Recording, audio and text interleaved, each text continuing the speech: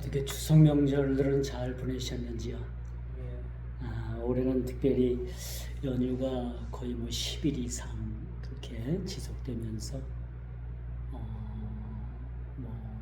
고속도로도 그렇게 많이 정체가 된 것 같지 않고 많은 사람들이 이 명절 휴가를 통해서 또 삶을 충전하고 또 직장인들은 또 그동안에 피곤했던 그런 피곤함을 좀 덜어내고 조금이나마 우리가 삶의 여유를 조금 우리가 느끼지 않았는가라는 생각을 가져봅니다.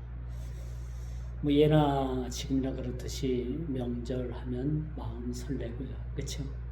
가족들을 만나고 또 친지들을 만난다는 그러한 마음의 기대감 속에서 그렇게 명절을 기다리는 모습을 참 보면서 참 민족 구이명절이 아름답다, 참 잘 정했다, 참 잘 만들었다, 그런 생각도 가져봐요. 그래서 우리가 명절하면 또 믿지 않는 가족들과 또 충돌도 있을 수 있을 것이고, 또 이 재래 문제로 인해 가지고 아직도 재래가 해결되지 않았다면 또 많이 불편함들도 사실 있었을 겁니다만, 그래도 이 명절을 통해서 우리 사랑하는 불신의 가족들에게 복음을 전하는 그런 좋은 기회가 된다면은 참 너무나도 이것이 귀한 것이 아니겠는가, 그런 생각을 가져봐요. 그래서 지난주에는 저희 주보에 거의 반 정도를 할애를 해서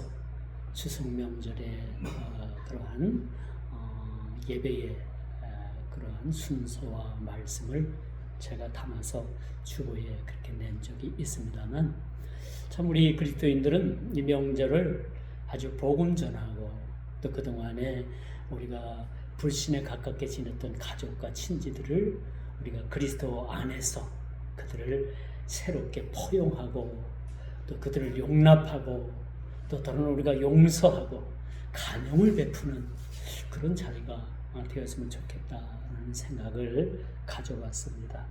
오늘 이 본문 말씀으로 돌아와 보면요, 제가 연속 3주에 걸쳐서 이 두로에 관한 이야기, 두로에 관한 설교를 했습니다. 그래서 이제 오늘 두로에 관한 그런 설교가 이제 에스겔서에서는 마지막이 될 텐데, 이 두로 나라라는 그러한 나라에 대해서 세 편에 걸쳐서 설교를 한다는 것도 그렇게 쉽지 않더라고요. 자료도 딸리고, 그렇죠?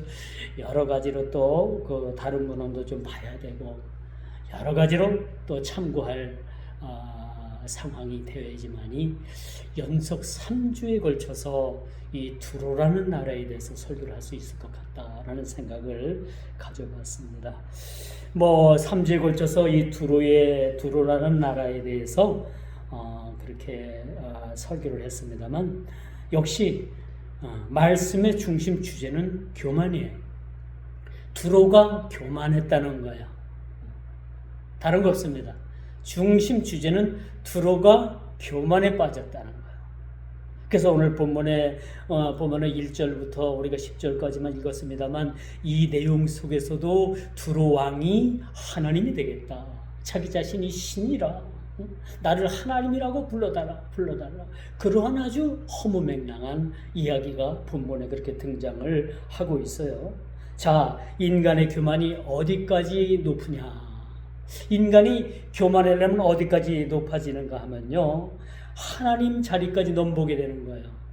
그 말씀이 오늘 본문에 그렇게 쓰여져 있는 거예요. 두로 왕의 교만이 어디까지 갔는가, 어디까지 높아졌는가 하면은 하나님 자리까지, 자신이 하나님이라는 거예요. 거기까지 그렇게 교만이 높게 그렇게 높아졌음을 우리가 보게 되는 것입니다. 그래서 여러분, 인간의 욕망은요, 하나님보다 높아지려는 그런 욕망을 가지고 있어요. 여러분, 가진 그런 재물도 욕심을 내면 한도 끝도 없는 거예요. 그렇죠? 내가 이 정도에서 만족하고 사는 사람은 거기서 행복을 누리게 돼요. 그런데 이 물질을 추구함에 있어서도 계속해서 내가 가진 물질을 가지고서 만족하지 못한다라면 더욱더 그런 물질에 대한 욕망에 사로잡히게 되는 겁니다. 물질뿐이겠습니까? 명예, 여러 가지 등등이 다 모든 것이 과하면은 탈이 나게끔 돼 있다라고 말씀드릴 수가 있어요. 그래서 여러분, 이처럼 인간의 빗나간 욕망은 오늘날 수많은 그런 잘못된 자리까지 나가게 된 거죠. 인간의 잘못된 욕망이 어디까지 갔느냐? 오늘날 수많은 사이비 종교를 만들어 놨어요. 오늘 본문에 보니까 두루 왕도 사이비 종교의 교주예요. 사실은 따지고 보면 자칭 하나님이라고 했으니까 자기 자신이 하나님이래요. 두루 왕이 얼마나 교만했던가라는 것을 우리가 잘 보여주는 그런 모습이라고 볼 수가 있겠죠. 그래서 여러분, 인간의 이렇게 잘못된 빗나간 욕망이, 그 교만이 오늘날 많은 이단 사이비를 만들었어요. 여러분, 놀라지 마십시오. 전에 통계에 의하면, 요즘은 모르겠어요. 전에 통계에 의하면 우리나라의 그 신흥 종교, 그 사이비 종교 교주가 자칭 하나님이라고 하는 그런 교주들이 200명이 넘는데요. 공식적으로 드러난 숫자가. 거기에 뭐 드러나지 않은 숫자도 더 하겠죠. 공식적으로 드러난 숫자가 200명이 넘는답니다. 자칭 하나님이래요. 그렇게 자칭 하나님이라고 하는 자를 따르는 무리들은 또 뭡니까? 거기에 현혹된 거죠. 거기 현혹된 거예요. 이들의 특징이 뭐냐면 자칭 메시아입니다. 자칭 하나님, 자칭 예수님이라는 거. 한 걸음 더 나가서 자신이 곧 하나님이라는 그런 교만의 극치를 보여주고 있는 것이 요즘 현 세상입니다. 뭐 지금은 조금 그렇습니다만 통일교, 그렇죠? 문선명 통일교가 사실은 자칭 메시아 아닙니까? 뭐 이 밖에도 우리가 대표적인 이단들을 보게 되면 다 자신들이 하나님이라는 그런 칭호를 쓰고 있어요. 자칭 메시아라고 그렇게 얘기를 합니다. 이것은 인간의 그런 빗나간 욕망의 극치의 그런 교만이 아닐 수 없다라고 이렇게 말씀드릴 수가 있는 거예요. 성경에 보면 신할 평지에서 바벨 사건을 우리가 보게 되지요. 인간의 교만이 어디까지 갔는가 하면은 이제는 우리가 높은 그런 탑을 쌓아가지고 그 하늘 높은 만큼 우리가 그 하늘 높은 만큼 탑을 쌓아서 이거와 견주어보자. 인간이 탑을 쌓게 된 거예요. 이건 뭐냐면 그 인간의 삐뚤어진 욕망이, 그 교만이 하나님과 같은 그러한 자리까지 나아가 보겠다라고 하는 인간의 욕망임을 우리가 보게 되는 거죠. 어느 날 한 날 하나님께서 하늘에서 내려오셔가지고 인간이 탑을 얼마나 많이 쌓는가 보고서, 그렇죠? 보니까 만만치 않거든요. 높이 쌓거든요. 그러니까 인간의 언어를 흩어주셔가지고 더 이상 그 탑을 쌓지 못하도록 하나님께서 그 교만을 꺾으신 것을 우리는 알게 됩니다. 그러므로 여러분, 신할 평지뿐만 아니라 사건뿐만 아니라 사울왕이 어땠어요? 사울왕이 하나님에 대한 불신과 하나님에 대한 교만을 우리가 보게 되지 않습니까? 처음에는 하나님과 앞에 사울도 참 잘했어요. 그런데 점점점 시간이 가면 갈수록 하나님 앞에 하나님에 대한 불신이 높아졌고 그 불신을 통해서 그의 교만이 그렇게 드러나게 되면 우리가 보게 되는 것이죠. 우리가 신약 성경에 나오는 그런 헤롯이라는 왕을 우리는 너무나도 잘 알 거예요. 어느 날 헤롯이 그 자기 신하들과 음식을 먹을 때 뭐 몇 마디 했나 봐요. 그러니까 그 주위에 있던 많은 그런 사람들이, 주위에 있는 그런 사람들이 아첨을 합니다. 어떻게 말을 하냐면 마치 당신이 하는 그 말 자체가 하나님께서 하는 음성과 같다. 그렇게 아주 아첨을 하게 되는 거죠. 그러자 그 헤롯 왕이 우쭐대 가지고요. 우쭐대서 아주 교만해졌어요. 그러자 그 몸속에 해충이 들어와 가지고 그 몸을 갉아먹는 사건을 우리가 보게 됩니다. 이게 사도행전 12장 21절에 나오는데, 헤롯이 나를 택하여 왕복을 입고 위에 앉아 백성을 휴유한데 백성들이 크게 부르되 이것은 신의 소리요 사람의 소리는 아니라 하거늘 헤롯이 영광을 하나님께 돌리지 아니하는 고로 주의 사자가 곧 친히 충이 먹어 죽으니라. 그의 말로가 그렇게 비참했던 것을 보게 됩니다. 인간의 교만의 극치가 결국은 사망에까지 이르게 된다는 사실을 우리는 보게 됩니다.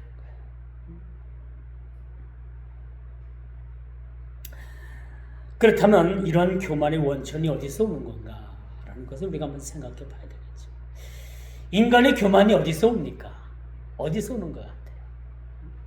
우리가 힘들고 어렵고 고난 중에는 참 하나님 앞에 엎드리고 하나님 앞에 참 기도의 그런 시간들도 늘리고 그렇죠? 그런데 우리가 조금 먹고 살만하고 좀 가진 것도 지금 있고 좀 누릴만 하면 이때다 싶어서 이제부터는 우리가 하나님 없이도 한번 해볼 수 있겠다. 그렇죠? 하나님 없이도 한번 살아볼 수 있겠다라는 교만이 그렇게 들어가게 되는 거예요. 이 두로의 교만이 어디서부터 시작이 됐는가? 이 두로는요, 무역으로 이rak 강국을 이룬 나라예요.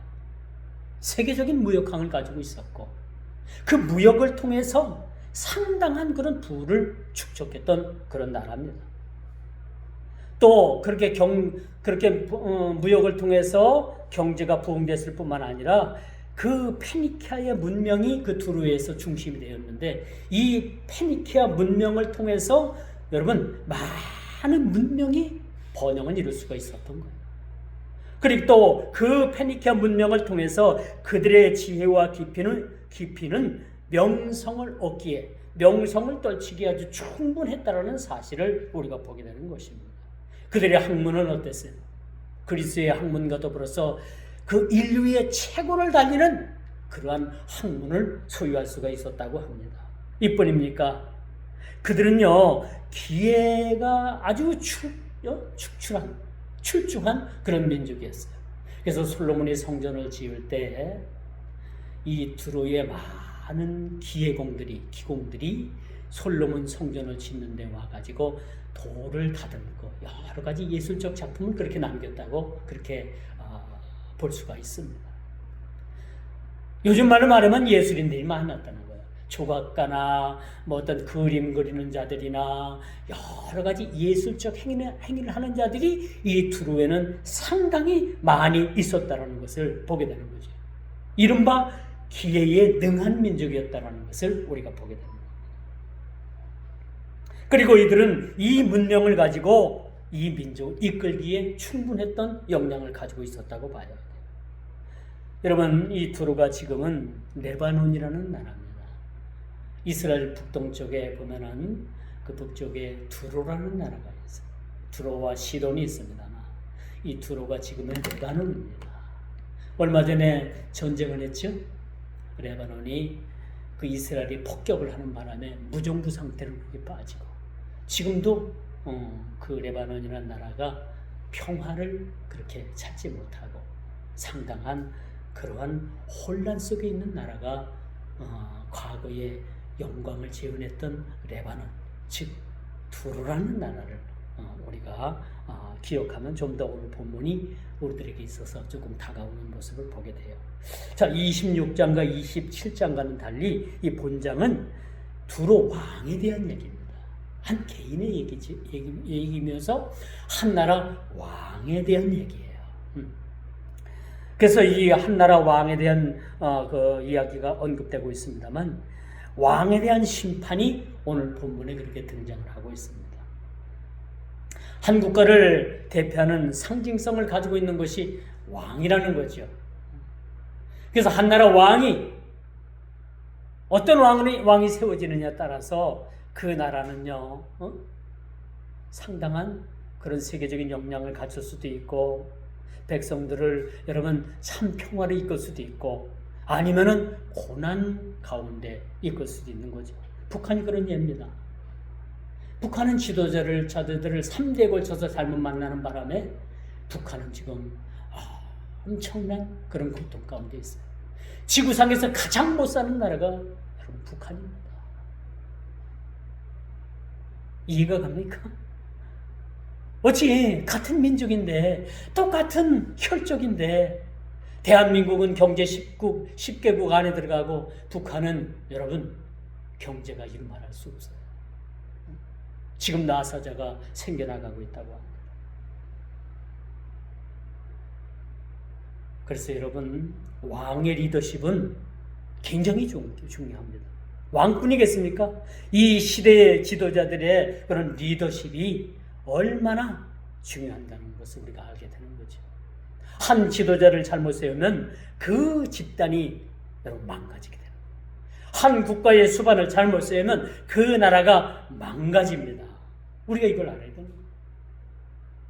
헤롯과 같은 왕은 나라를 잃어버린 이스라엘 백성들에게 엄청난 고난을 줬어요. 신약에 등장하는 이 헤롯 왕, 왕이 1세, 2세, 3세로 나누고 그렇게 됩니다만은 이 헤롯 왕은요 본디 이스라엘 사람이 아니에요. 유대인이 아니라 에돔 사람입니다. 에돔 사람, 에돔족 속의 그런 사람인데 이스라엘이 왕이 돼가지고 그렇게 나라를 잃어버린 그 이스라엘을 다스리는 데 있어서 많은 이스라엘 백성들에게 고통을 줬던 왕이라고 우리가 볼 수가 있습니다.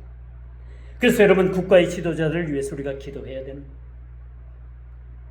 국가의 지도자들이 어떤 지도자들이 세워지느냐에 따라 가지고 나라의 그런 근본이 바로 세워질 수도 있고 흔들릴 수 있다는 사실을 우리가 보게 되는 것이죠. 그래서 우리는 이 잘못된 왕이 세워지지 않도록 우리가 늘 깨워서 기도해야 된다는 거죠. 근데 두루 왕은 오늘 어땠습니까? 두루 왕의 교만이 극치를 보여주고 두루 왕의 교만이 수위를 넘은 겁니다. 그러자 하나님께서 뭐라고 말씀하셔요? 선지자를 통해서 네가 아무리 하나님인 척하고 네가 아무리 신인 척하도 너는 사람일 뿐이다라는 것을 그렇게 말해주고 있는 것을 우리가 보게 되는 것입니다. 여러분 히스기야 왕이 이스라엘의 왕이 되었을 때 국가의 위상이 달라졌어요. 그렇죠? 백성들을 하나님의 평강을 통해서 태평성대를 누리게 했던 왕이 바로 히스기야 왕이라는 그런 왕입니다. 오늘 두루를 대표로 하는 이 두루 왕은 교만의 극치를 보여주는 왕이었습니다. 그는 문명을 통한 학문에 있어서 그리스 문명과 견주어 전혀 손색 없을 정도의 그런 아주 문화적인 그런 대단한 가치를 가지고 있었던 나라입니다. 당시에 그리스 문명이 어땠습니까? 세계를 달리는 인류 첨단을 달리는 그런 문명을 가지고 있었다고 하잖아요. 이런 문명과 견주어 볼 수 있는 이 페니키아 문명을 통해서 이 두루가 얼마나 많은 그런 부흥을 이뤘는가라는 것을 우리가 보게 되는 것이죠. 요즘 말로 말해서 K-팝, 그렇죠? 세계적으로 가도 이 젊은이들이 그렇게 열광하는 K-팝, K-푸드. 아마 이 정도는 되지 않았을까? 이 정도보다 더 하면 되지 덜하진 않았지 않았을까? 우리나라도 지금 K-팝으로 인해 가지고 세계적으로 많은 이름을 알렸잖아요. K-푸드 음식을 통해 가지고 많은 나라의 우리나라 음식을 그렇게 전하고 이게 상당한 경제적인 그런 부가가치를 그렇게 일으키는 그런 것이라고 합니다. 이런 면에서 우리가 그 두루의 문명을 이해할 수가 있다는 거죠. 자, 이젠 두루 왕에 대한 하나님의 심판입니다. 자칭 하나님이라고 했고 자기 자신을 신이라고 했던 그런 두루 왕에 대해서 하나님께서 그냥 두시지 않겠다는 거예요. 심판하시겠다는 겁니다. 여러분, 죄는 반드시 심판이 따릅니다. 이건 명백한 거예요. 바꿀 수가 없는 겁니다. 죄는 심판이 따릅니다. 그러나 단서를 달죠. 죄를 짓고 반드시 회개할 때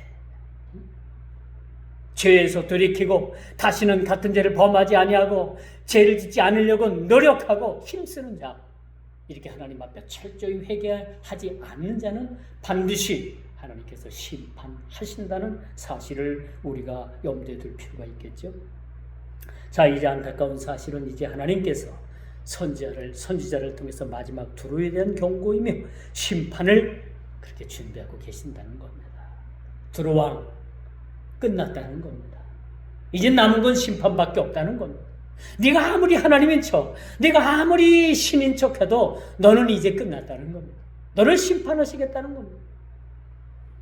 마지막 경고, 두 번 다시 없을 기회를 어떻게 두루가 받아들여야 되는가라는 것을 우리는 본문을 통해서 보게 되는 거죠.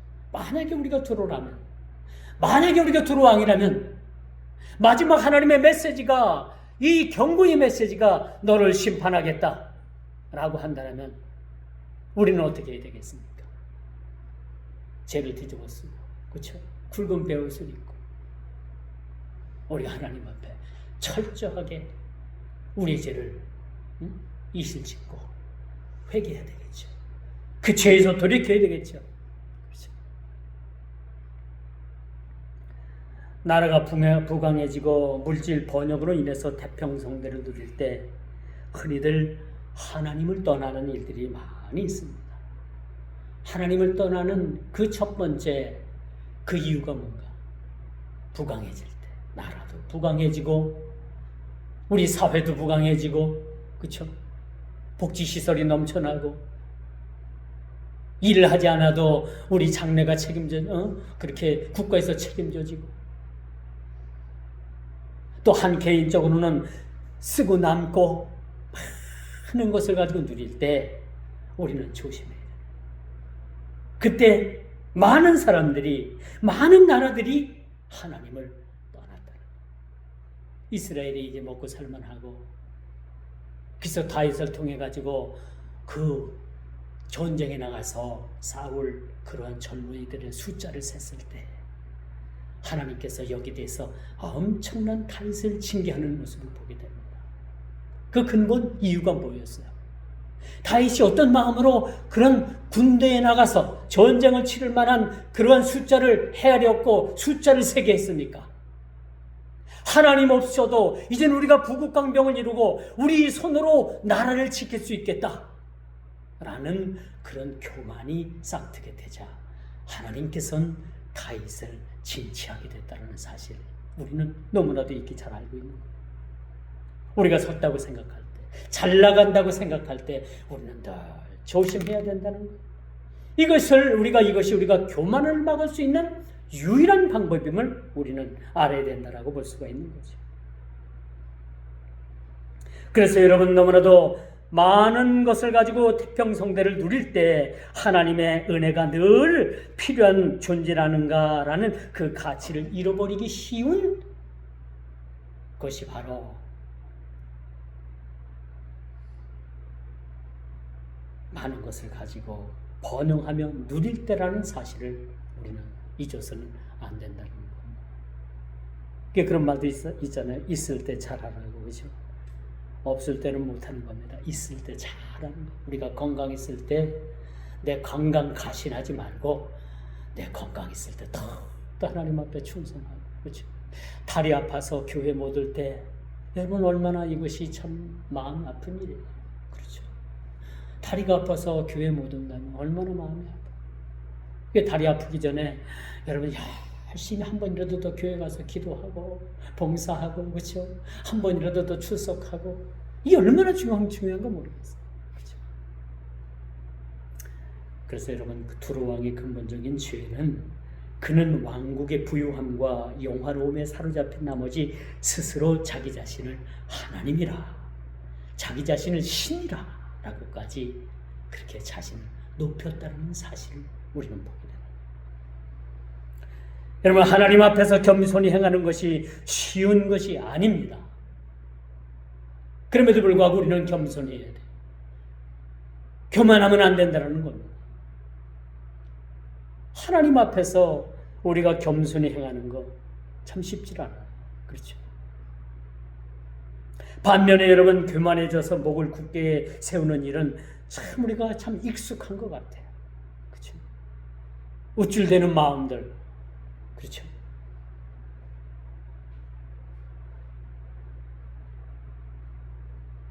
하나님의 심판의 경고를 가볍게 여겨서는 안 된다.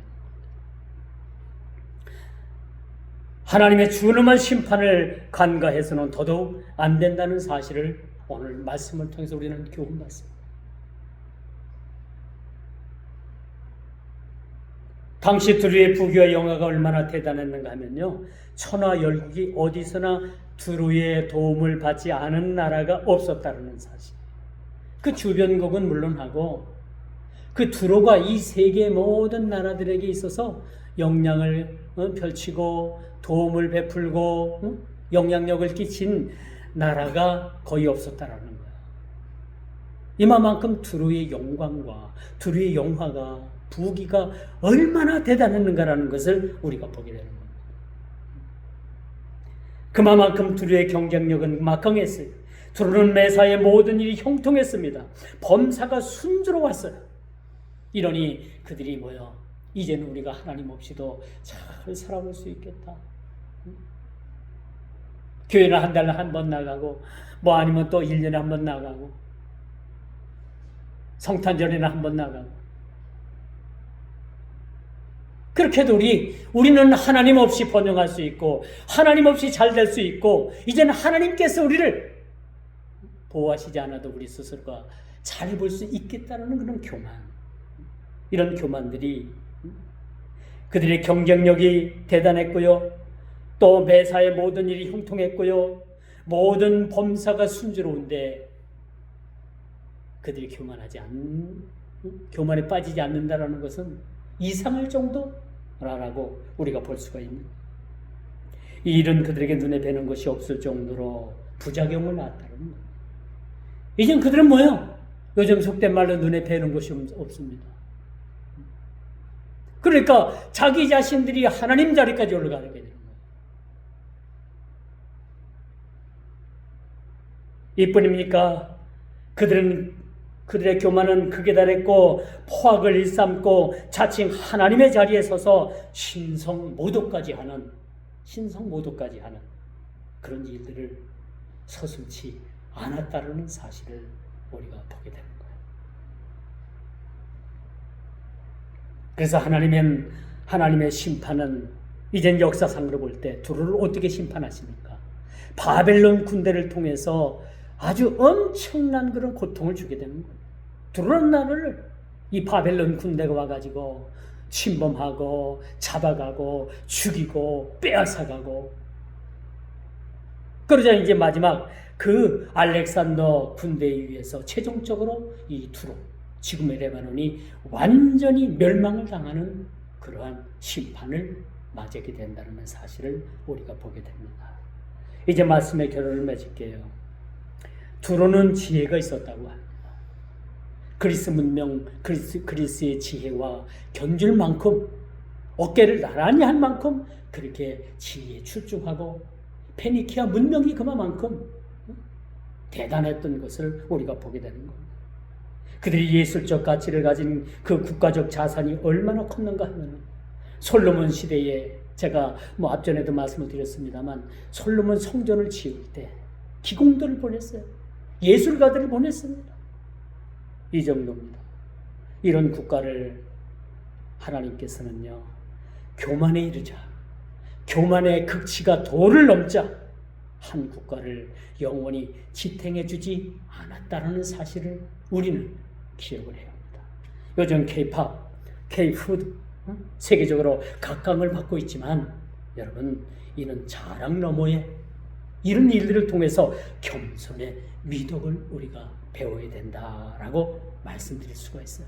이럴수록 우리가 높아질수록 더 낮아지고 자세를 낮추고 우리가 섬기를 받는 자리에서 섬기는 자리까지 나가는 그런 겸손함이 우리에게 필요하다라는 말씀을 드릴 수가 있습니다.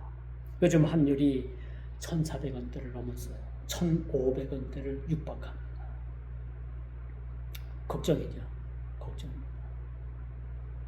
환율이 이렇게 또 요동을 쳐요. 이런 일들을 위해서 기도해야 합니다. 이렇게 환율이 1,500원대를 향해서 요동을 치는데 이런 위기를 말하는 사람은 없어요. 소위 공영방송을 틀어봐도 이게 위기라는 방송 멘트는 찾아볼 수도 없습니다. 분명한 것은 지금 우리나라는 지금 위기입니다. 경제적으로 지금 위기가 오고 있어. 제2 IMF가 온다는 얘기가 술술 지금 흘러나옵니다. 국가가 위기입니다. 경제 쉽게 되고 이렇게 자랑하고 군사 5위권에 드는 나라라고 이렇게 자랑했던 나라가 지금 위기 앞에 서 있습니다. 왜 이런 위기가 대한민국에 지금 직면하게 됐다고 생각을 합니까? 그 누구 탓도 아니고 바로 저와 여러분들의 더 하나님 앞에 매달려 하나님 앞에 나라를 좀 위해서 기도하지 못한 우리의 죄가 아닌가라는 생각을 가져보게 됩니다. 드러난 재물로 인한 교만함을 경계하지 못했습니다. 소유의 교만은 재물을 주신 하나님을 잃어버리는 자리까지 나아가게 됐던 것입니다. 누가 봐도 두루는 완전해 보였습니다. 두루의 도움에 손길을 경험하지 못한 나라가 없을 정도니 그 나라가 얼마나 부귀와 영화를 누렸던 나라라는 것을 우리는 보게 되는 거죠. 탁월하고 뛰어났다고 가진 거 많이 있다고 부귀 영화를 누린다고 여러분 자랑할 것이 아니라는 거죠. 누구든 교만하면 하나님께서 그 교만을 꺾으신다는 사실 여러분 우리는 익히 기억을 해야 합니다. 교만은 패망의 선봉장이라고 했어요. 이 말씀 우리가 기억하고 또 기억을 해야 합니다. 이런 사실들 우리가 잊지 않고 두로가 그렇게 실수했고 잘못 생각했던 일들을 우리가 경험 삼아 우리 모두도 모든 교만의 소리를 건져주시고 우리의 교만에 눈을 꺾어주시고 우리가 교만치 않고 겸손한 삶으로 일평생 우리가 주님 앞에 살다가 주님 앞에 섰나이다라는 그러한 고백이 저와 여러분의 고백이 되어지기를 주님의 이름으로 축원하면서 말씀을 맺도록 하겠습니다. 기도합니다. 주님, 내 스스로가 교만의 죄를 짓지 않나 내 자신을 돌아보는 지혜를 주시길 원합니다. 두로의 멸망을 통해서 주는 그 교훈, 부귀영화가 하나님께서 붙으시지 않으면 모든 것이 헛되다는 것을 우리가 깊이 깨닫게 하여 주옵소서. 모든 것이 풍족하고 아쉬운 것이 없을 때 우리가 더욱더 조심하고 하나님을 잃어버리는 교만의 죄에서 우리 모두를 건져 주시옵소서. 예수님의 이름으로 간절히 기도드리옵나이다. 아멘.